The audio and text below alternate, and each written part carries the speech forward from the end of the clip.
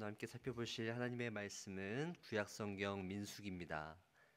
민수기 12장 1절부터 16절까지의 말씀 교독하겠습니다. 구약성경 민수기 12장 1절부터 16절입니다. 제가 가진 성경책은 구약성경 215페이지에 있습니다. 민수기 12장 1절부터 16절 교독하겠습니다. 제가 먼저 1절 읽겠습니다. 모세가 구스 여자를 취하였더니 그 구스 여자를 취하였으므로 미리암과 아론이 모세를 비방하니라.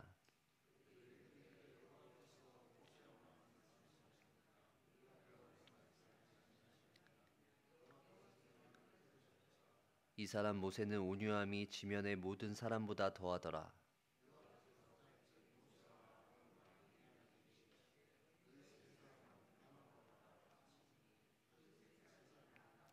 여호와께서 구름 기둥 가운데로부터 강림하사 장막문에 서시고 아론과 미리암을 부르시는지라. 그 두 사람이 나아가매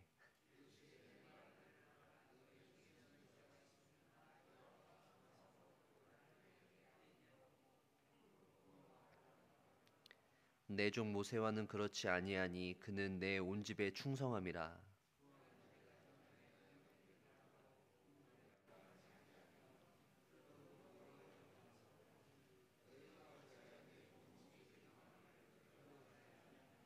여호와께서 그들을 향하여 진노하시고 떠나가시매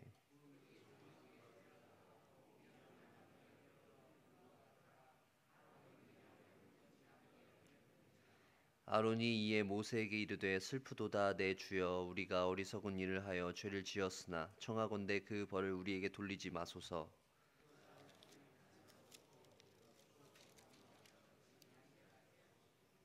모세가 여호와께 부르짖어 이르되 하나님이여 원하건대 그를 고쳐 주옵소서.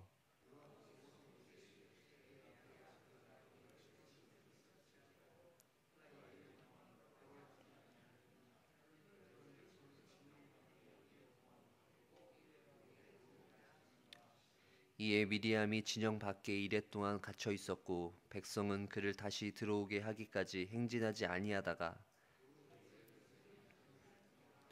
바란 광야의 진을 지니라. 아멘. 예, 민수기 1장 1절을 보시면 이제 이스라엘 백성들이 애굽에서 나온 뒤에 이제 둘째 해, 둘째 달, 첫째 날 이제 행진을 시작하게 되는 모습이 등장합니다. 이제 하나님께서 모세에게 명령해서 좀 백성들을 좀 계수해 봐라. 그래서 이제 좀 준비해서 우리가 이제 행진을 하자라고 하는 말씀을 통해서 민수기 1장이 시작되는데요. 이제 지파별로 계수를 하고 지파별로 이제 성막 주위에 어느 지파가 어디에 위치하고 그리고 이제 행진을 할 때는 어디부터 먼저 나가고 이제 이런 것들을 하나님께서 자세하게 명령을 해 주시죠. 이제 그들이 이제 본격적으로 이제 준비하는 과정이 등장하게 되고요. 그리고 민수기 10장 11절 보시면 둘째 해, 둘째 달, 20날에 그러니까 첫째 날에 명령을 시작하셔서 쭉 준비하게 하셨다가 이제 20날, 20일 뒤에 이스라엘 백성들은 행진을 시작합니다. 그들이 3일 동안 행진한 후에 그들은 바란 광야에 머물게 되는데요.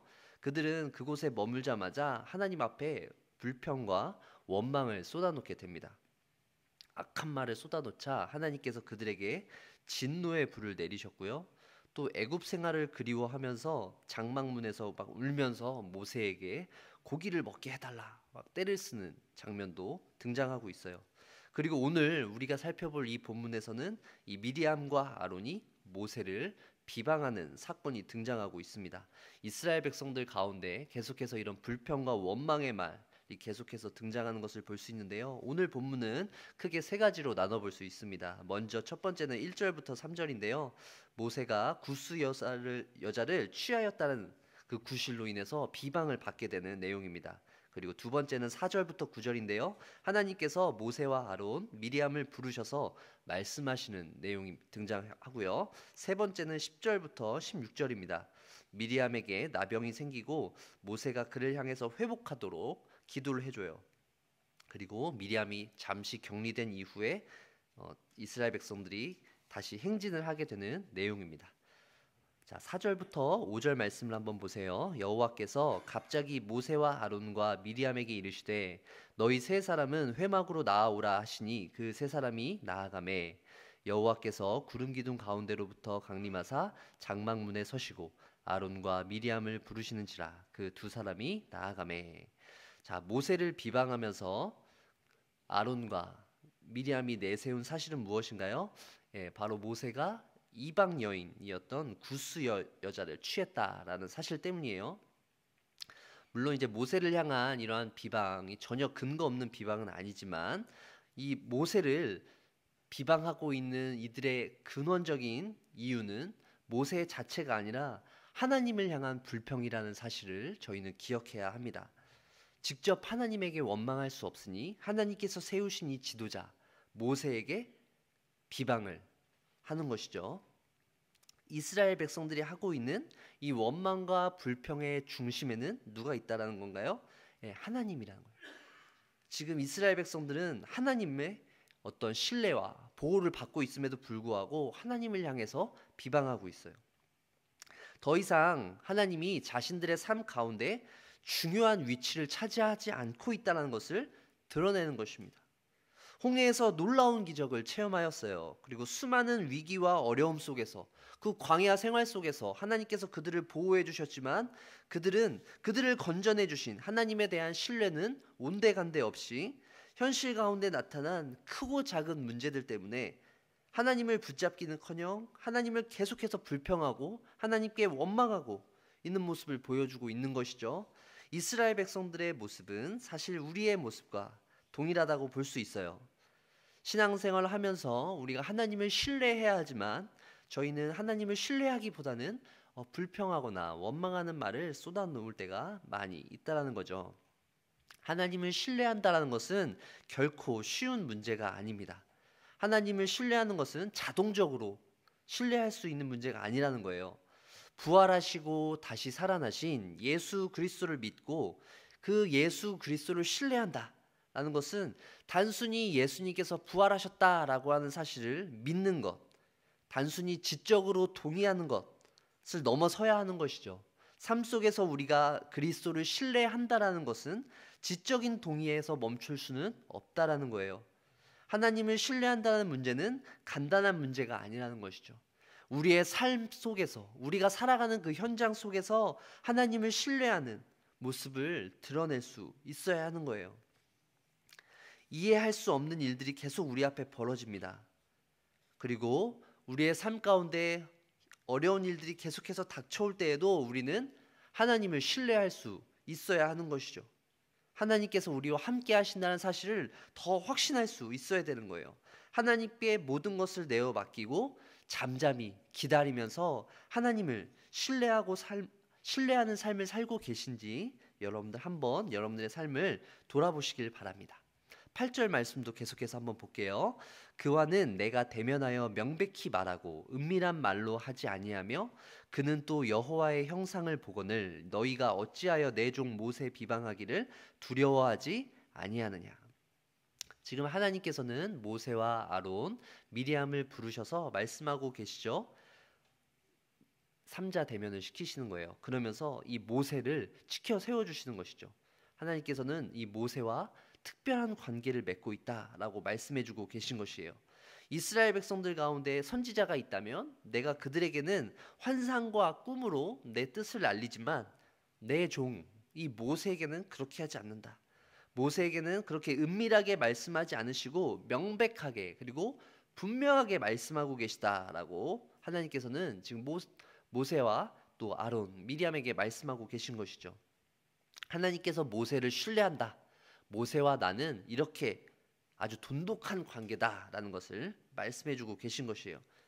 이스라엘 백성들 가운데 특별히 선택해서 하나님께서 세우신 이 지도자 모세에게 하나님께서 손을 들어주시는 것이죠.